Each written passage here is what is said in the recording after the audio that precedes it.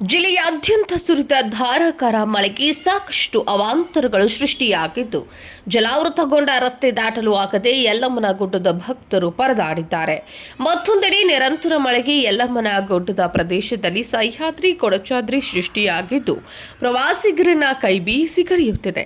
ಸುಡು ಬಿಸಿಲಿನ ಬೇಗೆಗೆ ಬೆಂದಿದ್ದ ಸವದತ್ತಿ ಜನರಿಗೆ ಮಳೆರಾಯ ತಂಪೆರೆದಿದ್ದಷ್ಟೇ ಅಲ್ಲ, ಸಾಕಷ್ಟು ಅವಾಂತರಗಳನ್ನೇ ಸೃಷ್ಟಿಸಿದ್ದಾನೆ. ರಭಸವಾಗಿ ಸುರಿದ ಧಾರಾಕಾರ ಮಳೆಗೆ ಯಲ್ಲಮ್ಮನ ಗುಡ್ಡಕ್ಕೆ ಸಂಪರ್ಕಿಸುವ ರಸ್ತೆಗಳು ಹಳ್ಳಗಳಿಂದ ಜಲಾವೃತಗೊಂಡು ಸಂಪೂರ್ಣ ಬಂದ್ ಆಗಿವೆ. ಇದರಿಂದಾಗಿ ದೇವಸ್ಥಾನಕ್ಕೆ ಬರೋ ಭಕ್ತರು ದೇವಿಯ ದರ್ಶನವಿಲ್ಲದೆ ಪರದಾಡಿದ್ದಾರೆ. ನೂಲ ಹುಣ್ಣಿಮೆಯ ಹಿನ್ನೆಲೆ ರೇಣುಕಾ ಯಲ್ಲಮ್ಮನ ದೇವಸ್ಥಾನದಲ್ಲಿ ಜಾತ್ರೆ ಪ್ರಾರಂಭವಾಗುತ್ತದೆ. ಯಲ್ಲಮ್ಮನ ಗುಡ್ಡಕ್ಕೆ ಮಹಾರಾಷ್ಟ್ರ, ಗೋವಾ, ವಿಜಯಪುರ, ಬಾಗಲಕೋಟೆ, ಗದಗ, ಧಾರವಾಡ, ಹುಬ್ಬಳ್ಳಿ ಸೇರಿದಂತೆ ಕರ್ನಾಟಕದ ಮೂಲೆ ಮೂಲೆಗಳಿಂದಲೂ ಭಕ್ತರು ದೇವಿಯ ದರ್ಶನಕ್ಕೆ ಆಗಮಿಸುತ್ತಾರೆ.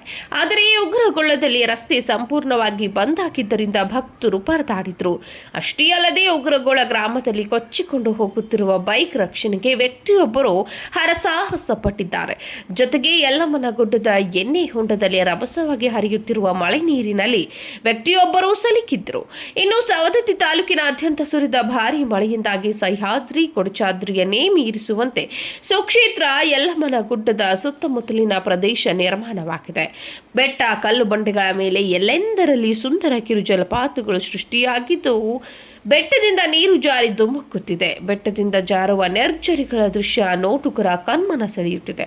ಮತ್ತೊಂದೆಡೆ ಯಲ್ಲಮ್ಮನ ಗುಡ್ಡದಲ್ಲಿ ಭಾರೀ ಮಳೆಗೆ ಎಣ್ಣೆ ಹೊಂಡ ಸಂಪೂರ್ಣ ಜಲಾವೃತಗೊಂಡರೆ ಧಾರಾಕಾರ ಮಳೆಯ ನೀರು ಶ್ರೀ ರೇಣುಕಾ ಯಲ್ಲಮ್ಮನ ದೇವಸ್ಥಾನಕ್ಕೆ ನುಗ್ಗಿದೆ. ದೇವಸ್ಥಾನದ ಕೌಂಟರ್ಗಳು, ದೇವಸ್ಥಾನದ ಗರ್ಭಗುಡಿ, ಹೀಗೆ ದೇವಸ್ಥಾನದ ಸುತ್ತಲೂ ಮಳೆ ನೀರು ಆವರಿಸಿಕೊಂಡಿದೆ. ಉತ್ತರ ಕರ್ನಾಟಕದ ಶಕ್ತಿ ದೇವತೆ ಯಲ್ಲಮ್ಮನ ದೇವಿಗೂ ಮಳೆರಾಯ ಜಲ ದಿಗ್ಬಂಧನ ಹಾಕಿದ್ದಾನೆ.